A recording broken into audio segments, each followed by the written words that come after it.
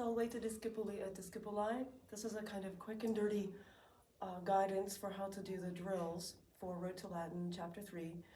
Helen Chestnut has composed the drills as a kind of halfway step, getting you to speak and to write in Latin. So she's giving you part of a sentence. She's got the words all filled in here, the vocabulary filled in, and she's asking you only to figure out what endings go in the blanks. So she's getting you to focus just on the endings without having to worry about the vocabulary. When you translate from English into Latin, or rather when you express yourself in Latin, you have to think about the vocabulary and the endings at the same time. So these drills are intended to help you just focus on what endings you need to use. So I, in the worksheet, have given you the English meaning of the sentence. You don't have to figure that out. The sentence intends to say, Tullia loves the good daughters. So Tullia is the doer of the action. We know that from the English sentence. The good daughters are the receivers of the action.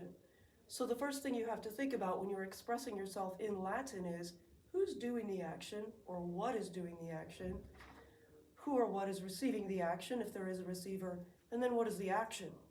So that's your nominative, your accusative, and then your verb. So we have our nominative Tullia, that word's already given. But now we have fili bone, and we know from the English translation I've given you, or the English meaning that I've given you, that the sentence is intending to say Tullia loves the good daughters. So you recognize the word bona for good, you recognize the word filia for daughter, but then you have to ask, is it singular or plural? Is it nominative or accusative? From the English, you know that it has to be plural. So it's not just going to be one daughter, it's going to be many.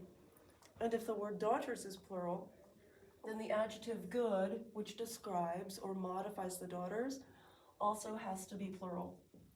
But now we have to think, are the daughters the doers of the action or the receivers of the action in the sentence? They're the receivers. Tullia is the doer, she's nominative, she has to be the doer. She's loving, well, whom does she love? She loves the daughters. They're the receivers of the action. So what case are they? Accusative. So they have to be plural and accusative.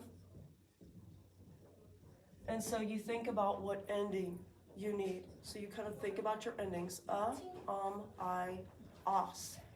Os is your plural and accusative ending. So os is going to go in that blank. Again, you're going to recopy this whole sentence into your notebook, just supplying the endings. You don't have to write the English meaning. Well, later.